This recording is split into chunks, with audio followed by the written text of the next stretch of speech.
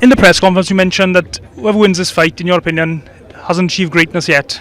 Who, after this, would you have to fight, in your opinion, to achieve the greatness you aspire to? Well, I think the greatness tag is not necessarily one person you fight. I think it's over time. You have to be on top for a period of time. So that's what I mean by that. I think that the winner of this tournament is on their way for sure.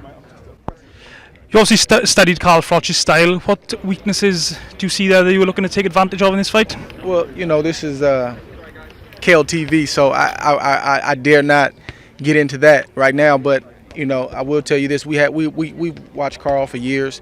We've anticipated this, this day. We didn't know that the Super 6 was going to come about, but we knew we'd fight eventually. So we'll be ready. Come October 29th, we'll be ready to, put it all on the line. After this fight, what's in the future for yourself? For your next 3 fights, if you could be the promoter, who would you fight? It's hard to say. A nice long rest, that's for sure. But I'm sure your promoter won't be giving you that. it may be a move up. It may be Lucian Bute. It just depends.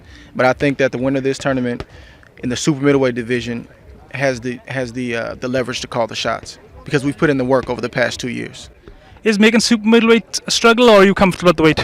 Well, no, I'm fine at super middleweight. If it was a struggle, I would move up. That's always been my philosophy. Even as an amateur, we never did saunas, we never did sweatsuits. It's just not worth it. We always, even in the Olympics, I was, totally out of my weight class, but we felt like it was the best thing for us at that time. So if it was a problem, we would definitely move up. If you were to move up, would you be looking at boxing? Well, there's a lot of great light heavyweights. It's hard to pick one, but it's tough to look ahead right now. I just think that that's definitely something that I've always wanted to be, is a multi-divisional champion.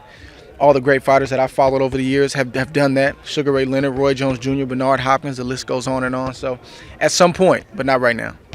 You mentioned winning the gold medal in the Olympics. What does that mean to you, winning that gold medal? Well, a lot of people, they minimize it. The general consensus out there amongst many is that a gold medalist is spoon-fed, he's pampered, but nobody gave me that gold medal. I had to earn it. And that gold medal is something that, I'll always cherish above anything that I accomplished in the professional ranks, because it wasn't about the money then, it was about the love of it. And it was just simply about representing my country. So that's always going to have a special place in my heart. And regardless of what I do or become as a professional, I'm in the history books with the likes of Muhammad Ali, Floyd Patterson, George Foreman, and again, the list goes on and on. So that's something that's always got a special place in my heart.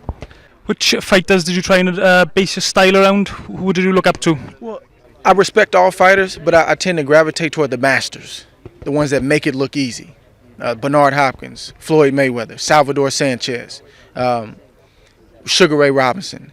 Those type of fighters, the fighters that get in there, Muhammad Ali, that go in there and take another man's abilities and totally neutralize them and exploit their weaknesses. And people walk away and say, wow, that was an easy performance, when it really wasn't. Those are the guys that I tend to gravitate toward.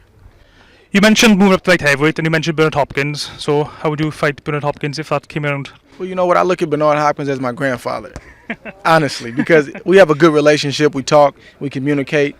I respect the fighters that have gone before me already. I don't have a desire to fight Bernard Hopkins. Now, I'm a fighter. If it was a situation where the public was in demand and the situation was totally right, of course I would fight him and he would fight me. But that's not first on my list. He's a friend of mine, and I think he doesn't need to fight me to solidify his legacy. And I don't think I need to fight him. There's a lot of other competition out there, guys my age that are potential fights. Final question. What's your prediction for the final of the Super 6? Well, my prediction is to bring home the belts and to bring home the hardware. Who knows how a fight's going to go. This is boxing, and that's why people watch it, because you don't know what's going to happen.